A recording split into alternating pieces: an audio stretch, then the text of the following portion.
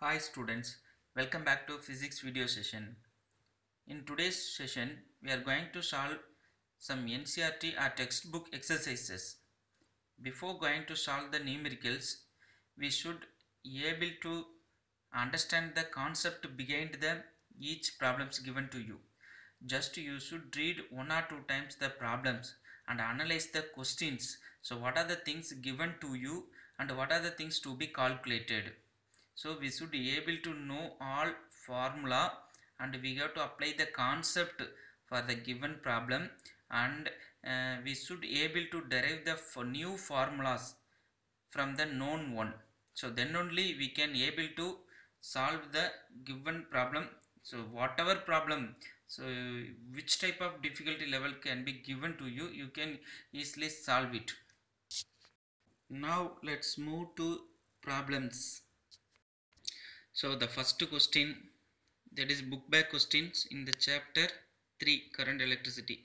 The first question, the storage battery of a car has an EMF of 12 volt, which means E equal to 12 volt. If the internal resistance of the battery is 0.4 ohm, that is small r is 0.4 ohm, what is the maximum current that can be drawn from the battery? So we know the formula, that is I max equal to E by R, that is maximum current to be drawn from a battery is given by capital E by R, the EMF divided by the internal resistance of the battery. Normally current can be written as this formula, I is equal to E by R plus R, where capital R is the resistance included in the external. So R is the small r is the internal resistance of the battery. So for maximum current there is no external resistance, only internal resistance. So I max equal to E by R formula, E is given, R is given, so we can easily find out. So 12 by 0.4 equal to 30 ampere. Next, second question, a battery of EM of 10 volt and internal resistance of that battery is 3 ohm is connected to a resistor. If the current in the circuit is 0.5 ampere, so here E is given, small r is given and I is given. So what is the resistance of the resistor?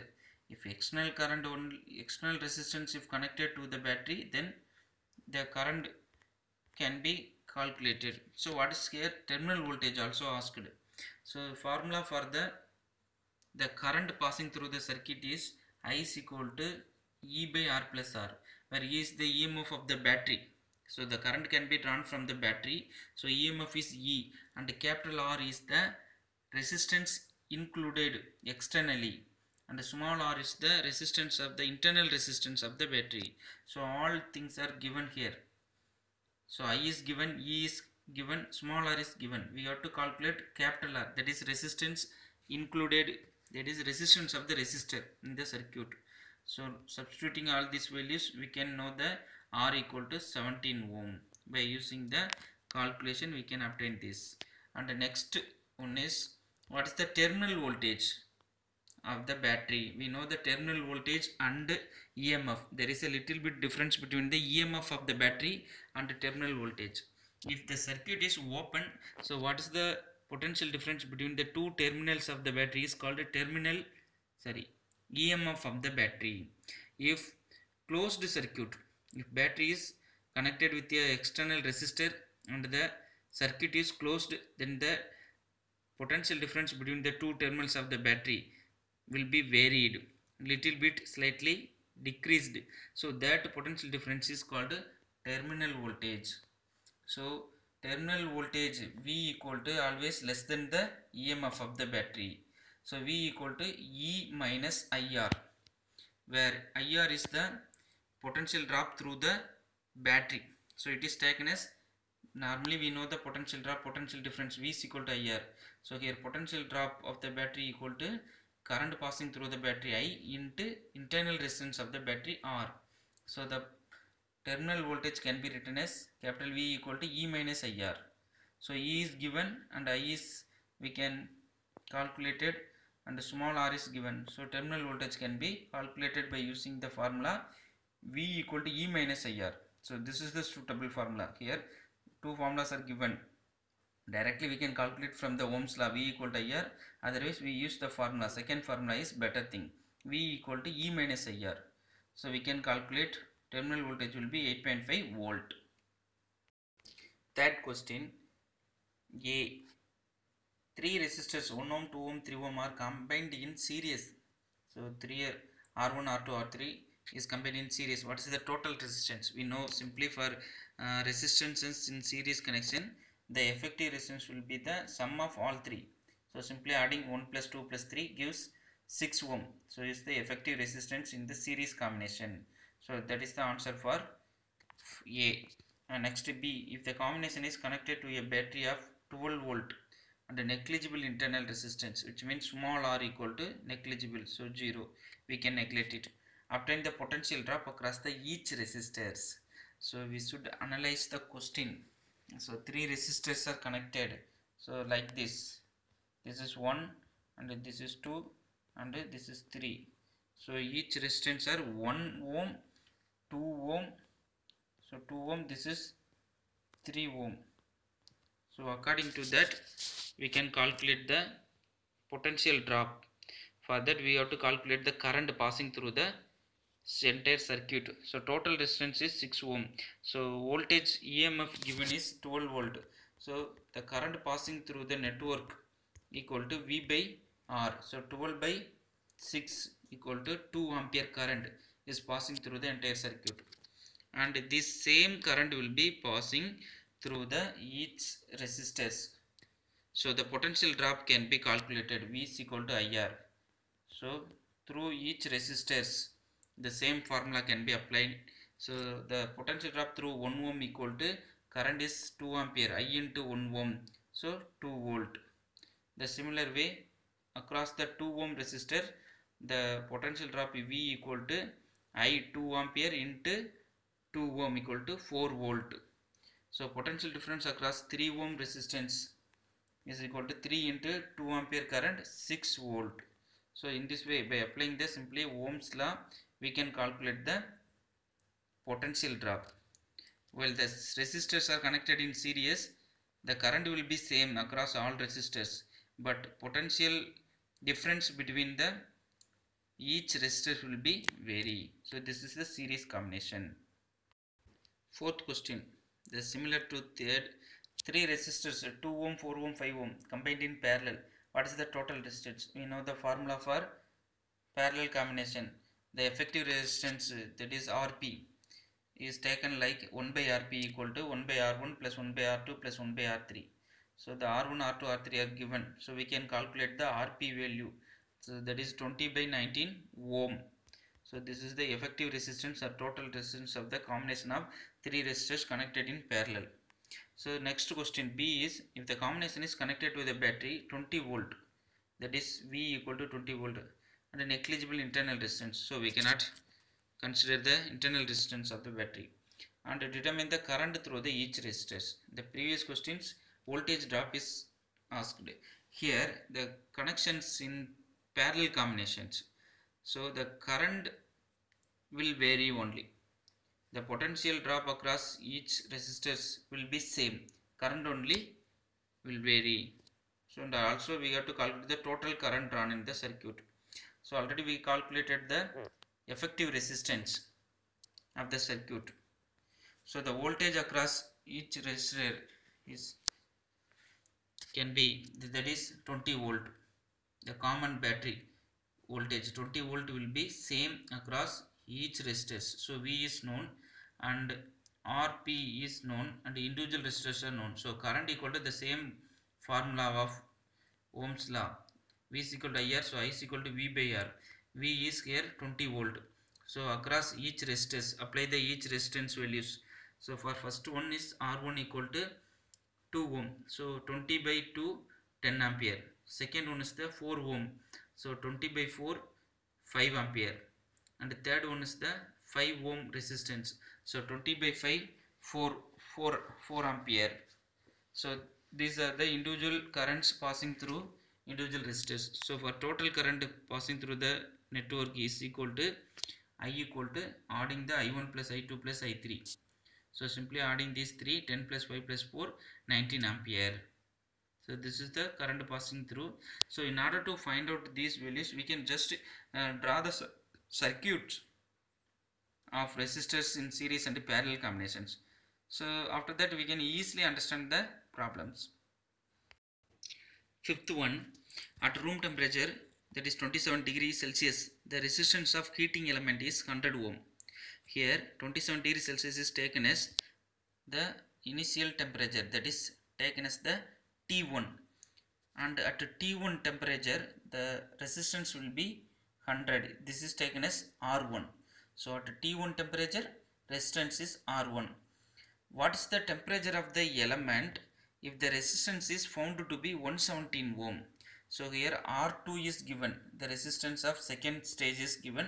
So second temperature we don't know, so we have to calculate the final temperature, that is T2, and also given the temperature coefficient of the material, that is alpha value, is 1.7 into 10 to the power minus 4, whose unit is per degree Celsius, which means 1 by degree Celsius, the unit of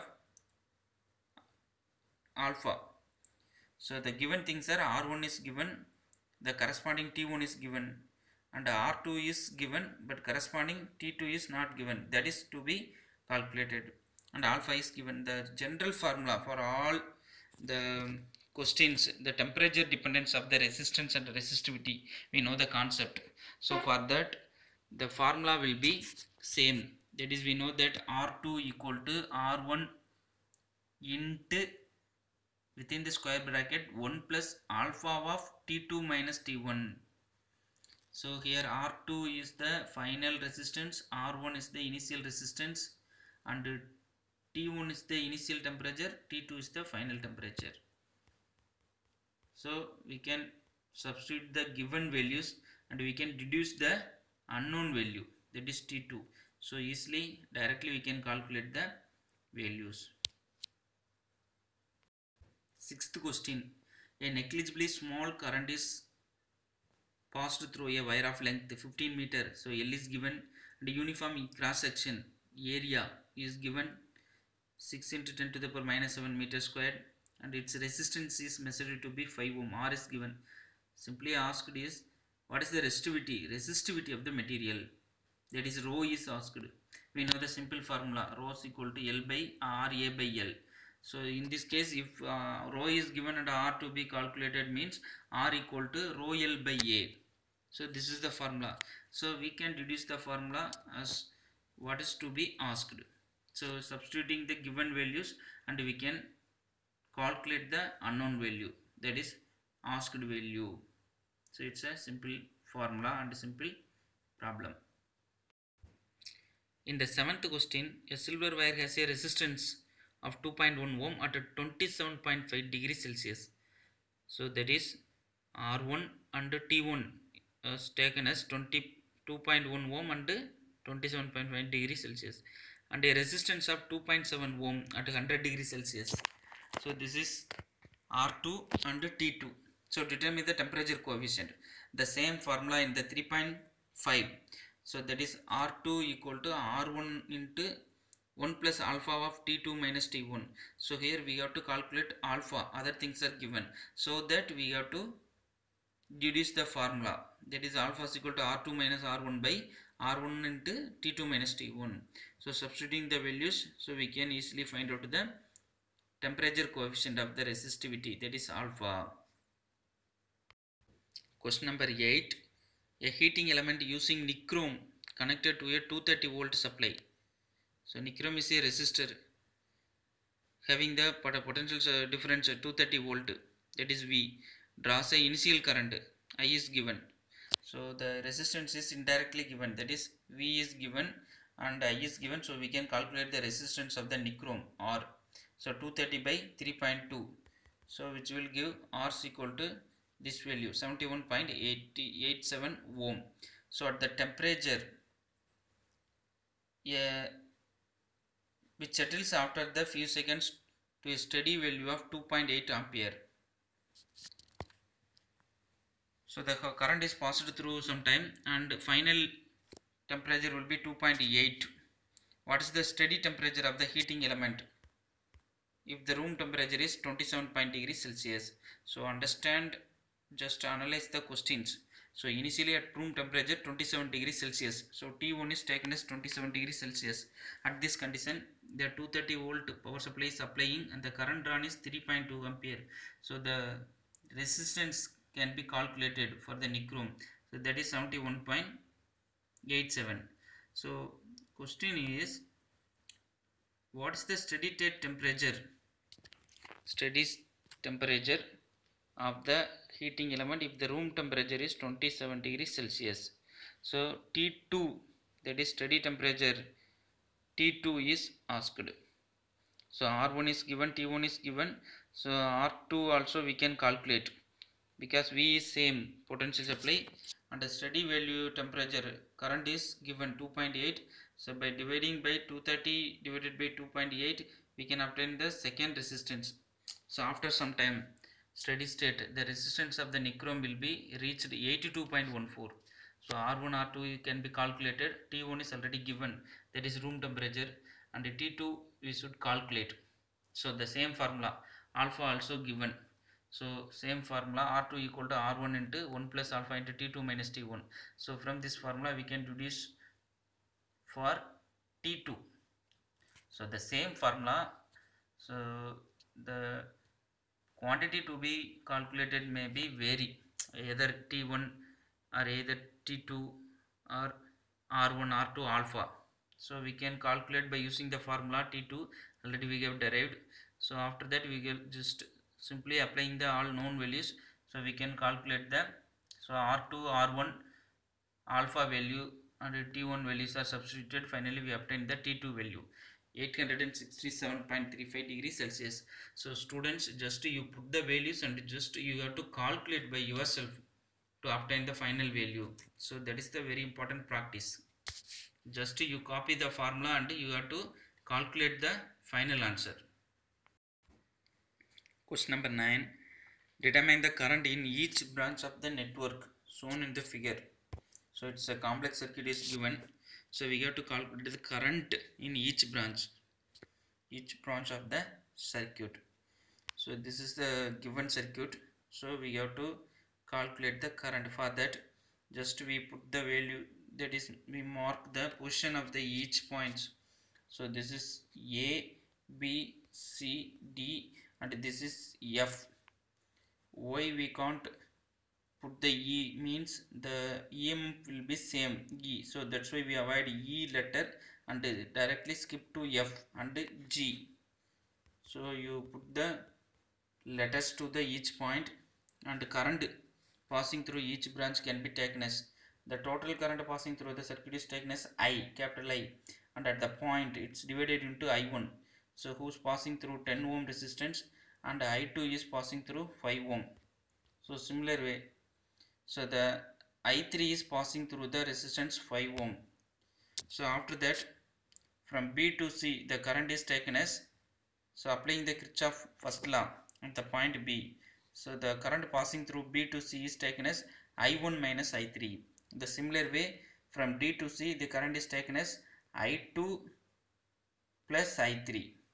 So this is the current passing through D to C. So here we have to calculate the I1, I2, I3 and current in all branches, that is AB, BC, AD and DC. So like it all, we have to calculate also I. So for that we have to apply the Kirchhoff second law, voltage law in each loop. We have to, here the variables are I1, I2, I3. So we have to take three formula, so three equations.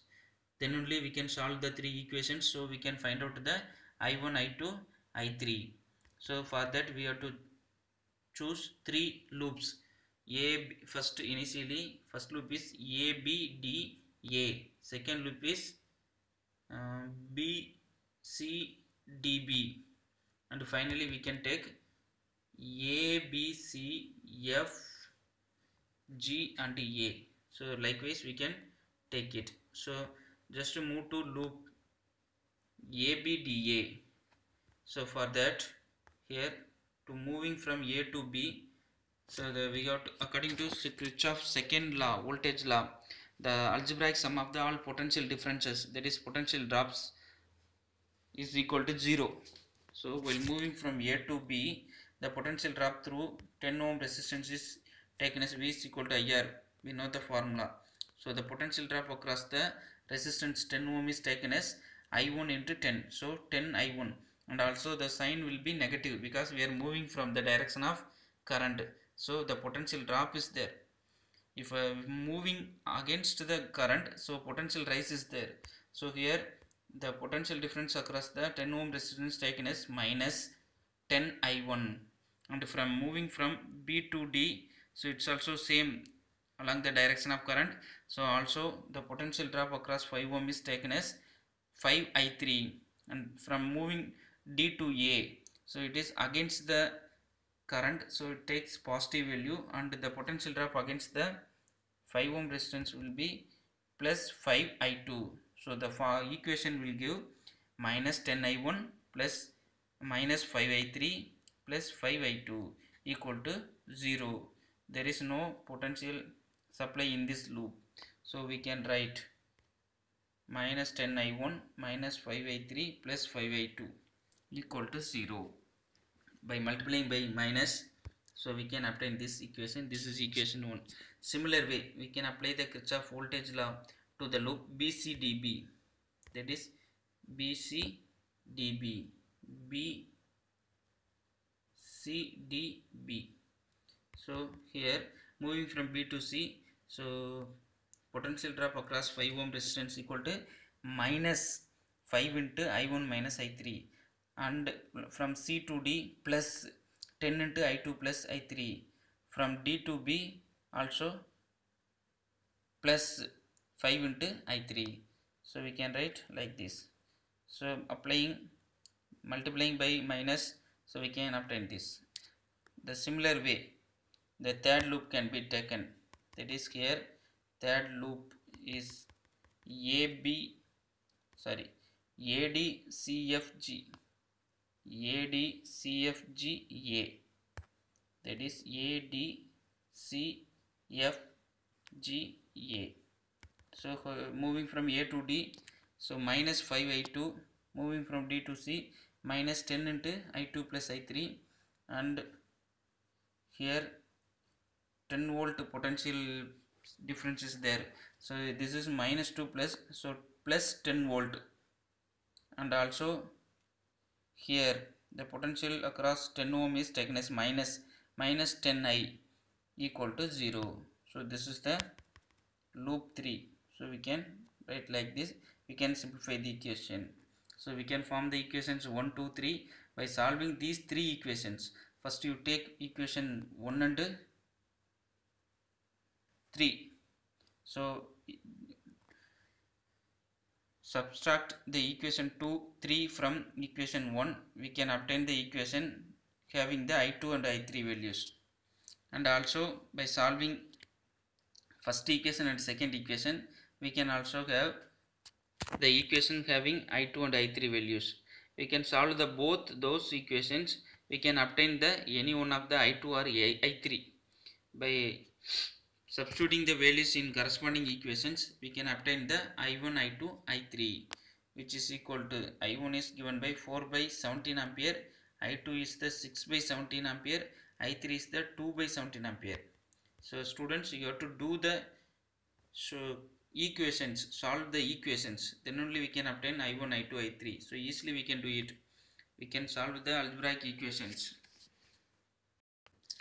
by knowing I1, I2, I3. So currents in various branches, that is the branch AB, BC equal to I1 minus I3.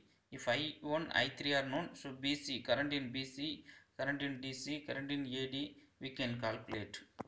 So we can calculate all branches, and the total current will be, total current is equal to I passing through the circuit is equal to, simply we can take I1 plus I2. So by that we obtain 10 by 17 ampere. Question number 10. So it is a meter bridge circuit. So problem on meter bridge. In a meter bridge, the balance point is found to be 39.5 centimeter. So it is L1 from the end A. When the resistor Y is 12.5, it's given, Y is given. Determine the resistance of the X. Y are the connection between resistors in Wheatstone or meter bridge made of thick copper strips. So two questions asked in A itself. So we know the balance meter bridge circuit. So similar to the Wheatstone bridge, X by L equal to Y by 100 minus L, the formula. So here is given, that is X by AD equal to Y by DC. So simply X by L equal to Y by 100 minus L. So here Y is given, so L is given, so we can calculate the X value, unknown resistance. So using the simple formula. And Y are the connections between resistors made of thick copper strips, because the connections are made by thick copper strips to minimize the resistance of connections which are not account for the above formula, because copper have the less resistivity, so it contributes the very low resistance, so it does not affect the formula. So that's why we are choosing the copper strips. In question B, determine the balance point of the bridge above if X and Y are interchanged. Suppose X and Y resistance are interchanged, then what will be the balancing point? So similar way we can easily calculate. So the same formula can be obtained. X by, here now Y by L equal to X by 100 minus L. So all these values are known, so only X to be calculated. So easily by using this formula we can calculate the value, and we can know from the value, that is L2, L is given. So simply if you interchange the questions, that is interchange the resistors, so the balancing lengths will be also interchanged, that's all. So that is given by the values. And the third one is, what happens if the galvanometer and the cell are interchanged at the balance point of the bridge? Would the galvanometer show any current? Suppose if the galvanometer and cell are interchanged at the balancing point of the bridge, so the conditions of balanced bridge are still satisfied, so that the galvanometer will not show any current at the balancing point, which means there is no current flows through the galvanometer. So galvanometer always show the zero deflection at the balancing point.